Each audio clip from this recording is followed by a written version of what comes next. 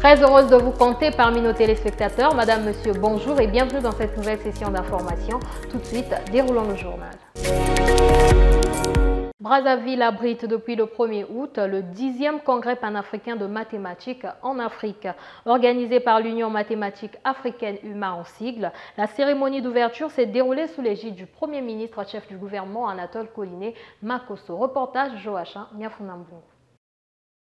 Organisé par l'UMA, l'Union mathématique africaine qui œuvre pour le développement des mathématiques en Afrique, en partenariat avec le gouvernement congolais à travers le ministère de l'Enseignement supérieur et de la Recherche scientifique, le Congrès panafricain des mathématiciens est un événement qui vise à promouvoir et à valoriser les mathématiques sur le plan africain et à mettre en relief leur rôle essentiel en tant que vecteur de développement. La présidente de l'Union mathématique africaine l'a rappelé à juste titre.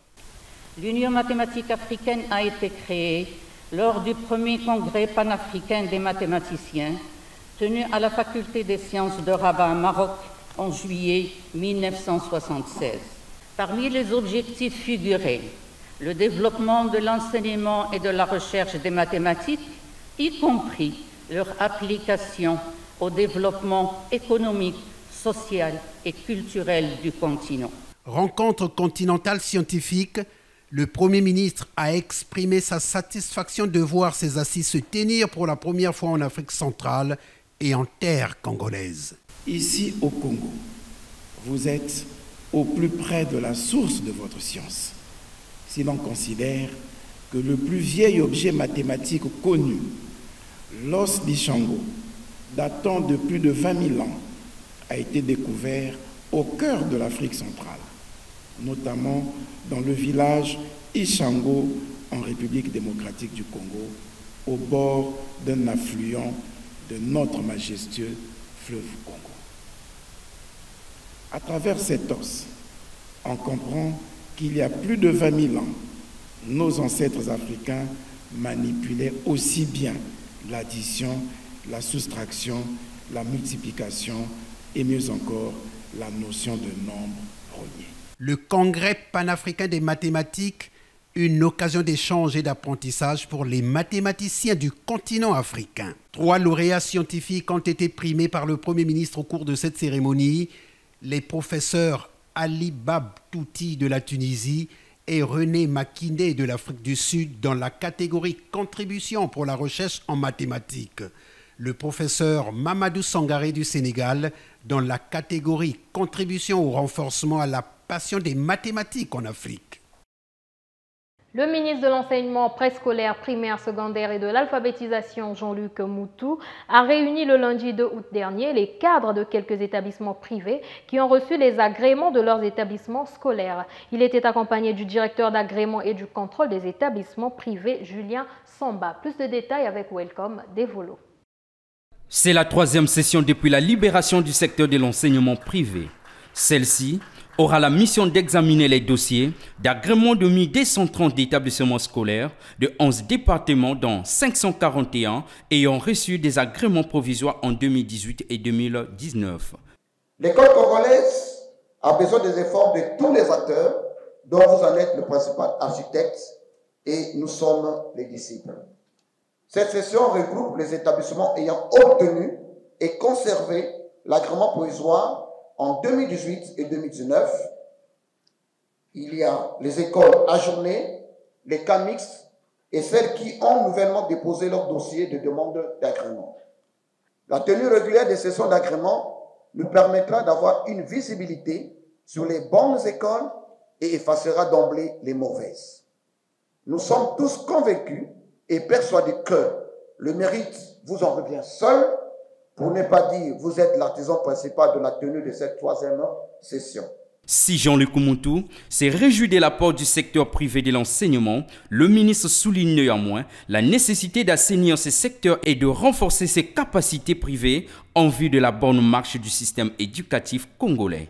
L'école, soit dit en passant, est la référence centrale de notre existence collective. Elle rythme nos vies ainsi que le fonctionnement de nos sociétés. Elle nourrit nos ambitions pour l'avenir. Elle conditionne nos émotions pour le devenir de la collectivité et elle dégage des perspectives souvent heureuses et ambitieuses pour l'affirmation de nos idéaux. Le rôle central de l'école pour chacun d'entre nous ici présents n'est plus à démontrer. Ce rôle est plutôt à renforcer, et ce, particulièrement sur l'ensemble de notre système éducatif, pris dans le secteur public ou dans le secteur privé. Il est du ressort du ministre ou du ministère que je représente d'apporter les solutions idoines en conformité avec les lois et règlements de la République du Congo, dans le cadre notamment de l'amélioration des conditions d'apprentissage dans tout notre système éducatif. Pour Jean-Luc Moutou, l'école privée constitue un maillon essentiel du secteur du système éducatif congolais. Autant, il relève une certaine faiblesse du secteur privé dans l'application des textes réglementaires. Retenez que cette session prendra fin le 3 août et vous suivrez les reportages y relatifs dans nos prochaines éditions. Dans un autre chapitre, le ministre Jean-Luc Moutou a reçu en audience une délégation des écoles consulaires de Luanda. Cette délégation est venue solliciter l'appui du ministre dans la réhabilitation de ces écoles. Suivez. Les écoles consulaires congolaises de Luanda et Cabinda méritent elles aussi de refaire peau neuve, à l'instar de bien d'autres du pays, réhabilitées pour certaines et construites pour d'autres, grâce aux efforts consentis par le gouvernement et bien entendu la forte implication du ministre en charge de l'enseignement général, Jean-Luc Moutou. Telle est la doléance de cette délégation conduite par Emegalo Ngwala, proviseur du lycée consulaire congolais de Luanda. Ici, on voit partout comment le ministre réalise des travaux d'aménagement des structures d'accueil de nos différentes écoles. Les écoles de Luanda et Cabinda sont à l'étranger. Le ministre a besoin d'améliorer l'image du Congo à l'étranger.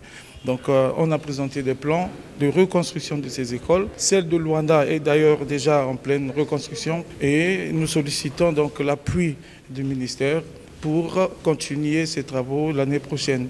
L'attention de Jean-Luc Moutou sollicité, un constat de terrain se profile déjà. En ce qui concerne le Cabinda, le ministre a décidé de faire un tour lui-même pour voir de visu l'état dans lequel se trouve l'école de Cabinda. Et la délégation a dit toute sa gratitude quant à la qualité des échanges avec le ministre Jean-Luc Moutou. Et pour terminer, les étudiants finalistes en master ingénieur de l'École nationale supérieure polytechnique NSP de l'Université Mariangwabi ont reçu leur diplôme le 29 juillet 2022. C'était au cours d'une cérémonie patronnée par la ministre de l'Enseignement supérieur, de la Recherche scientifique et de l'Innovation technologique, Edith Delphine Emmanuel. Love Pana pour les précisions.